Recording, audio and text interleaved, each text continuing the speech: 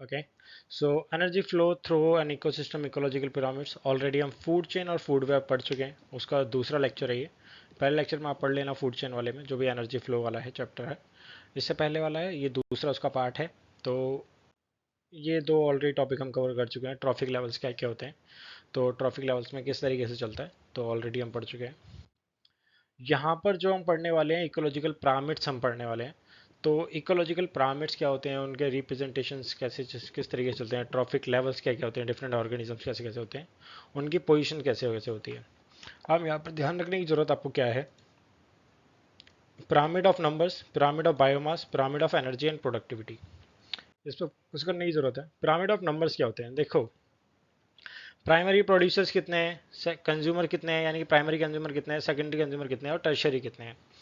तो इस तरीके से चल रहा है। तो अब यहाँ पर ध्यान रखने की चीज़ ये है कि एक मोटा मोटा नंबर से एक माइंड में डाल लो कि मेरे पास जो प्राइमरी जो कंज्यूमर्स हैं, प्राइमरी जो प्रोड्यूसर्स हैं, वो मेरे पास 5,08,40, यानी कि नंबर से बहुत ज़्यादा है। देन उसके बाद में जो मेरे पास सेकंड जो नंबर्स में कम आता है वो प्राइमरी कंज्यूमर है, उसके बाद सेकेंडरी है, देन उसके बाद टर्शरी है। इस तरीके से चलता है। Pyramid number of represents the total number of individual, total number of individual, जो पिरामिड जो नंबर है वो टोटल नंबर ऑफ इंडिविजुअल्स को बता देता है। और डिफरेंट स्पीसीज जो कि वहाँ की पूरी, मान के चलिए मैं एक पूरा ये भारत का नक्शा बना देता हूँ, इस पिरामिड के अंदर यानी कि टोटल नंबर ऑफ पॉपुलेशन कितनी है, कितनी औरतें हैं, कितने आदमी हैं, ये सारा नंबर्स बता देता है। ये होता है पिरामिड ऑफ नंबर्स, ठीक है, मोटा मोटा एक अंदाजे के तौर पे। Depending upon the size, pyramid of numbers में not always be upright, may be even completely inverted, कभी सीधा हो सकता है, कभी डाउनवर्ड हो सकता है, कभी इन्वर्टेड हो सकता है, ठीक है। It is very difficult to count all the organism in a pyramid numbers, so the pyramid number does not completely define the trophic structure of an ecosystem. तो ऑब्वियसली बात है, इसको एक्चुअल में फैक्ट नहीं मान सकते हैं, बट ठीक है, कई बार हम एक मोटा मोटा अंदाजा लगाने के लिए तो इस तरीके की चीज़ों को कई बार काम में लेते हैं। Okay, so let's go further. तो इसमें आपको दिख रहा होगा एक अपराइट है, ऊपर की तरफ दिखा रहा है। अब अपराइट में क्या हो रहा है, यहाँ पर आप देख रहे हो, यहाँ देख रहे हो, यहाँ देख रहे हो, यहाँ देख रहे हो, फिर ऊपर आके सिर्फ एक ही बच जाता है। प्राइमरी प्रोड्यूसर्स हैं, यानी कि ऑटोमेटिकली इकोसिस्टम की अगर मैं बात करूँ तो प्राइमरी प्रोड्यूसर्स भी होंगे। उसके बाद फिर आपके पास हीटरोटाइप्स हो जाएंगे, दूसरे प्राइमरी कंज्यूमर्स आ जाएंगे, देन कार्निवोरस आ जाएंगे, सेकेंडरी कार्निवोरस आ जाएंगे, इस तरीके से चलता रहेगा। तो in this pyramid number of individual decrease from lower level to higher trophic level, ठीक है। अब लोअर लेवल से जब हायर की जाओगे तो नंबर ऑफ जो इंडिविजुअल्स है वो डिक्रीज हो रहा है। यहाँ 10 है, यहाँ 20 बचे, यहाँ पर सॉरी यहाँ 20 है, यहाँ 10 बचे, यहाँ 5 बचे, फिर 4 बचे, फिर एक ही बचा, kind of. The type of pyramid can be grassland ecosystem और पॉन्ड इकोसिस्टम। ग्रासलैंड इकोसिस्टम में ऐसा होता है और पॉन्ड इकोसिस्टम में होता है। मान के चलो ये ग्रास है, यहाँ पर जो छोटे छोटे जीव जंतु होंगे वो कितने होंगे, बहुत सारे होंगे। उसके ऊपर जो बना होगा उसके ऊपर छोटे मोटे थोड़े और छोटे और पाए जाएंगे आपको। फिर इसके ऊपर सांप भी होगा, तो ऊपर जाके फिर एक ही चील वील बचेगा, kind of this is. Pond के अंदर भी ऐसा ही होता है। The grass occupy the lowest trophic level base तक, यानी कि अच्छी खासी उसके अंदर एबिडेंस होती है बेस के अंदर। Trophic levels primary consumer herbivorous grasshopper होते हैं, ये आपको पता ही है। Individual number of grasshopper is less than that of grass, obviously बात है। Next energy level in primary carnivore like rats, जो कि इसी के अंदर उसी के ऊपर चलते हैं, आपको पता ही है, जो कि इंसेक्ट्स को खा जाते हैं, वही है rats. Number of rats is less than grasshopper, obviously बात है, ग्रासोफर ज़्यादा होते हैं उसके ऊपर, फिर रेट की जो संख्या है वो कम हो जाएगी because they feed on grasshopper, ठीक है। The next higher trophic level is secondary, जहाँ पर स्नेक्स पाए जाएंगे, दे फीड रेट्स, ओके। उसी तरीके से एक फूड चेन मैंने आपको बताई थी ना, फूड चेन में कौन किसको खा रहा है, तो सेम इसी तरीके से। अब ग्रासलैंड में आपके पास सबसे पहले क्या हो रहा है, प्राइमरी प्रोड्यूसर्स हैं। तो प्राइमरी प्रोड्यूसर क्या हो रहे हैं, ऑटोमेटिकली कुछ ना कुछ उगा रहे हैं। उसको कौन खा रहा है, कैटरपिलर खा रहा है, या फिर उसको ग्रासवर्स खा रहे हैं।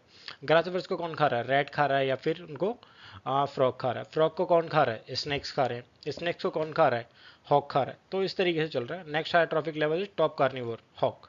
तो मैं आपको बता चुका हूँ। तो इस तरीके से एक फूड चेन है। Upright is basically food chain वाला पार्ट है, कौन किसको खा रहा है।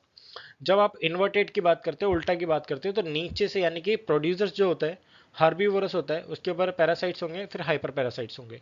अब किस तरीके से, in this pyramid the number of individual increase from lower level to higher level. पेड़ पे कौन बैठेंगे, चिड़िया, हार्बीवोरस पाए जाएंगे, ये सब पर पाए जाएंगे। पैरासाइट्स भी होंगे इसके ऊपर, ठीक है। इसके बाद में हाइपर पैरासाइट्स भी होंगे। ट्री इकोसिस्टम जिसे हम कहते हैं, इन्वर्टेड होता है बेसिकली ट्री इकोसिस्टम, जो कि इसी तरीके से बना होता है। नीचे बिल्कुल कुछ नहीं होगा, ऊपर फिर वो पूरा पूरा फैला हुआ होगा। So this is basically tree ecosystem इसे कहा जा सकता है। आपको पता ही है ट्री पहले तो नीचे ही होगा, उसके ऊपर चिड़िया कबूतर बहुत सारे बैठेंगे, लेकिन इनसाइड वहाँ पर इंसेक्ट्स आपको, पैरासाइट्स आपको बहुत ज़्यादा पाए जाएंगे। ये सारे तो हर्बीवोरस हैं, उसके ऊपर फिर दोबारा से इंसेक्ट्स के ऊपर फिर कार्निवोर भी पाए जाएंगे। तो इस तरीके से एक स्पिंडल शेप भी होता है, एक इन्वर्टेड होता है, दोनों को आपको समझने की जरूरत पड़ जाएगी। सिर्फ एक मोटा मोटा अंदाजा मार लो तो बस आपको समझ में आ जाएगा। तो जो अपराइट है वो आपका basically kind of food chain की तरह काम करता है, तो उसमें आप ध्यान रखना वो हमेशा अपराइट बनेगा, अपराइट वाला ऊपर की तरफ जो बन रहा है। इन्वर्टेड है जो आपका, और या फिर स्पाइडल जो बन रहा है वो बेसिकली ट्री को सिस्टम को ट्री को सिस्टम को बताता है। ट्री पर सिर्फ आप ये ध्यान रखना इस तरीके से बना के रखना, जब आप इस तरीके से बना के रखना, जब आप ये वाला जो शेप बन जाएगा आपके पास, ठीक है, तो यहाँ पर नीचे इसका एक पूरे एक ही डंडे के ऊपर पूरा पेड़ खड़ा होता है काइंड ऑफ, तो इस तरीके से आपको समझ में अच्छे से आ जाएगा। तो this is basically the system. Then next move, अब पिरामिड ऑफ बायोमास क्या होगा। पिरामिड ऑफ बायोमास में भी यहाँ पर आपके पास यही चला जाएगा। अभी तक हम जो पढ़ रहे थे वो नॉर्मल सिस्टम पढ़ रहे थे, अभी यहाँ पर आप पिरामिड ऑफ बायोमास में usually determined by the collecting all organisms, जहाँ पर ऑल ऑर्गेनिज्म को कलेक्ट किया जाता है occupy each trophic level separately, हर किसी को एक अलग तरीके से देखा जाता है।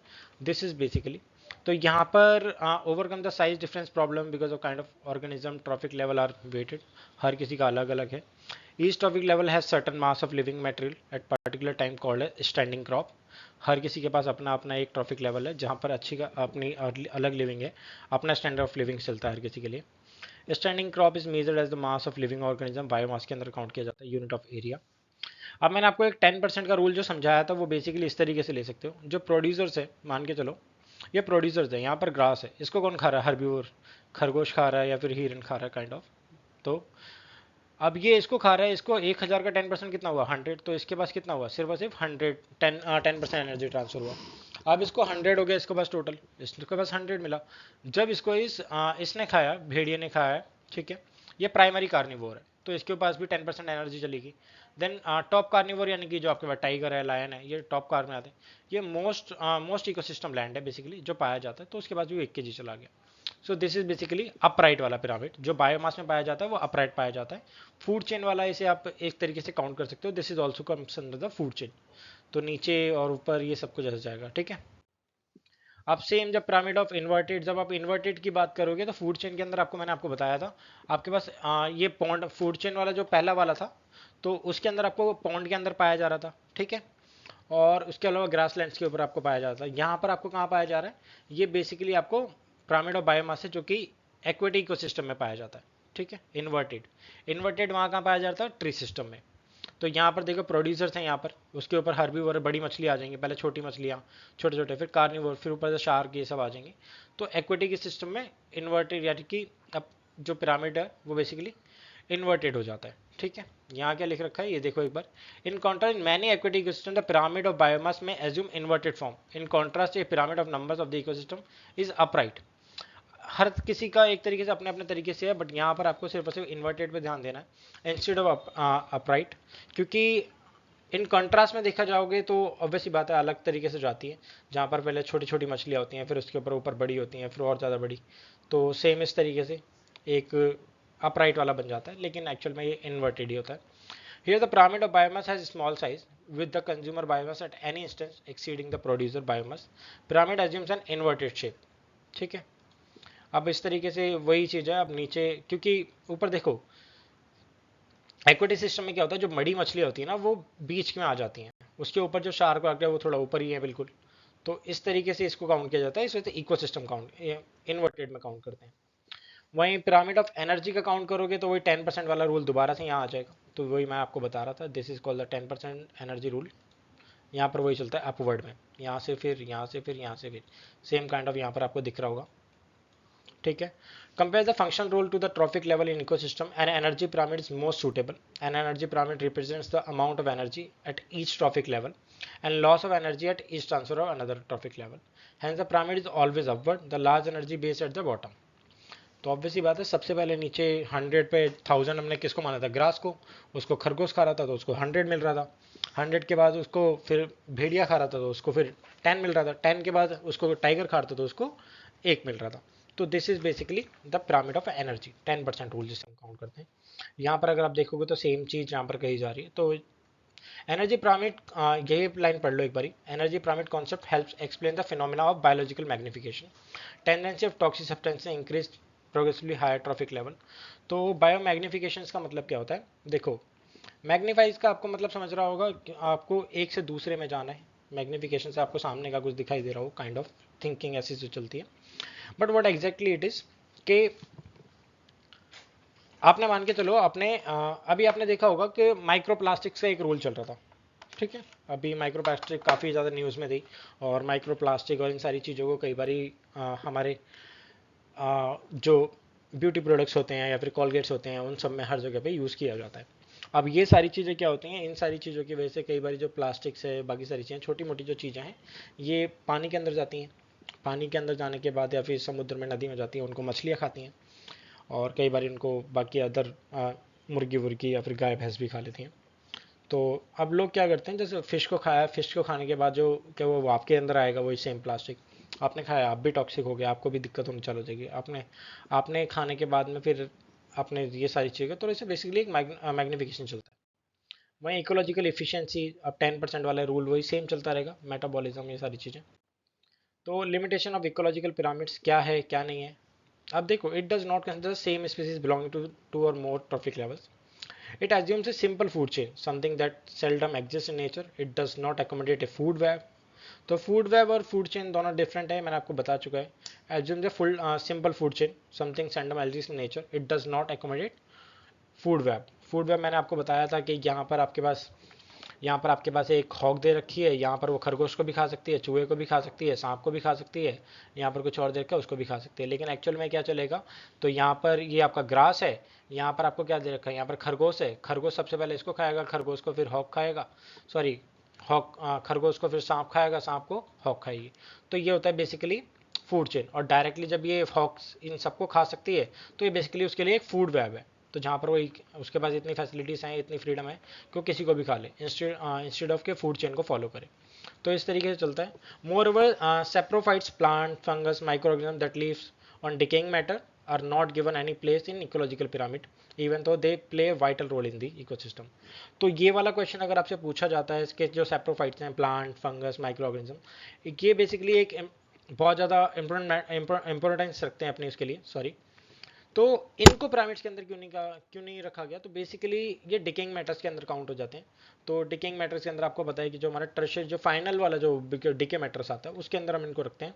इनको एक पिरामिड के अंदर काउंट नहीं करते, ठीक है, क्योंकि एक्चुअल में एंड में जाके तो खत्म हो जाते हैं ना।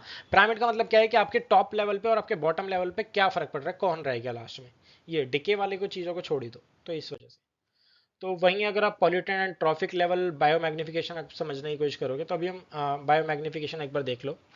Pollutant move through the highest trophic level in the in ecosystem. Non-degradable pollutant basically, जिसे हम persistent pollutant कहते हैं, which cannot be broken down by derivatives. तो अब इसे एक देखोगे, क्लोरीनेटेड हाइड्रोकार्बन है, the most damaging non degradable है। तो प्लास्टिक है, ये सारी चीज़ें जो कि डिग्रेड नहीं होती हैं, वो एक लेवल से दूसरे लेवल पर जाती होती हैं। इसको बेसिकली बायोमैग्निफिकेशन कहा जाता है। क्लोरीनेटेड हाइड्रोकार्बन्स क्या होते हैं? CH4 are hydrocarbon one or which one or more hydrogen atoms have been replaced by chlorine. DDT है, जो कि बेसिकली एक बहुत बड़ा रीज़न होता है, DDT की वजह से काफ़ी लोगों में बीमारी पाई जाती है। ये आपने देखा होगा ना, जो भी ये ज़्यादातर बेसिकली कह सकते हो आप कि जिनको सी फूड ज़्यादा पसंद होते हैं, उनमें कुछ इस तरीके की बीमारियां पाई जाती हैं, ठीक है। अब एप्लीकेशन ऑफ क्लोरीनेटेड हाइड्रोकार्बन, तो इतना ज़्यादा समझने की जरूरत नहीं है, बस मोटा मोटा आपने बायोमैग्निफिकेशन समझ लिया तो आपको समझ में आ जाएगा कि ये ऑब्वियस सी बातें हैं, क्यों फैलते हैं, और स्मॉल प्लास्टिक जो मैंने आपको बताया, तो इस तरीके से फ़र्क पड़ता है, और ये डॉक्सिन्स हो जाती हैं, ये सारी चीज़ें।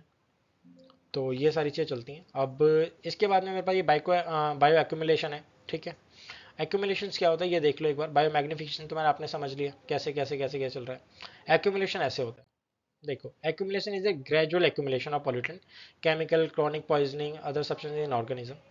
Bioaccumulation occurs when the rate of loss of substances from the body of the organism through catabolism, break down the complex molecular living organism, or excretion is lower than the rate of accumulation of these substances.